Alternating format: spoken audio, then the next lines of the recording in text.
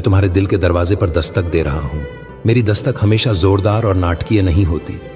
कभी कभी यह एक बेचैनी की भावना होती है, एक गहरी असंतोष की भावना। यह उस सफलता के खोखलेपन का एहसास है जिसे तुमने अभी अभी हासिल किया है। यह एक संकट के क्षण में मदद के लिए एक हताश रोना है। यह इस संदेश को पढ़ते या सुनते समय तुम्हारी आत्मा में एक कोमल खिंचाव है। यह मैं हूं, मैं तुम्हें घर बुला रहा हूं।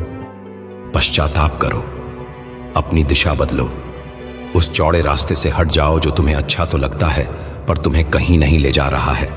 उस झूठ पर विश्वास करना बंद करो कि अगली उपलब्धि, अगला रिश्ता, अगला अनुभव तुम्हें अंततः संतुष्ट करेगा। तुमने इसे बार बार आजमाया है और यह हर बार विफल हुआ है। तुम कब तक एक ही दीवार से अपना सिर टकराते रहोगे? आओ और मुझ पर विश्वास करो। विश्वास केवल मेरे अस्तित्व में एक बौद्धिक सहमति नहीं है। शैतान भी मेरे अस्तित्व में विश्वास करता है और कांपता है।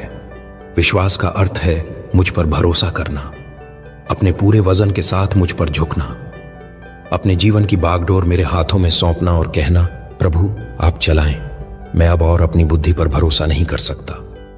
यह एक पल में होने वाला निर्णय है और जीवन भर चलने वाली प्रक्रिया है। तुम आज अभी यह निर्णय ले सकते हो कि यीशु मसीह तुम्हारे जीवन का प्रभु होगा। तुम उसे अपने जीवन के सिंहासन पर आमंत्रित कर सकते हो और फिर कल सुबह और उसके अगले दिन और हर दिन तुम्हें उस निर्णय को फिर से जीना होगा। तुम्हें हर दिन अपने अहंकार को क्रूस पर चढ़ाना होगा और मेरी आत्मा को अपने भीतर से जीने देना होगा। यह अनंत का निमंत्रण है। यह तुम्हें तुम्हारी छोटी आत्म केंद्रित चिंताग्रस्त दुनिया से बाहर निकालकर परमेश्वर के विशाल, गौरवशाली, उद्देश्यपूर्ण राज्य में लाने का निमंत्रण है।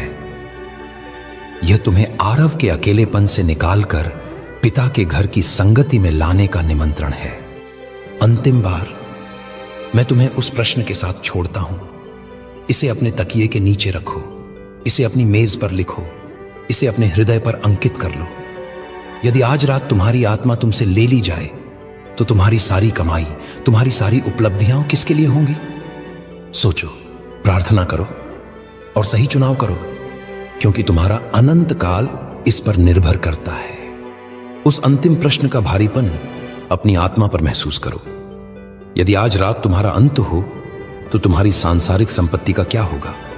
यह एक ऐसा प्रश्न है जो तुम्हें उन चीजों की ओर देखने के लिए मजबूर करता है जो वास्तव में मायने रखती हैं।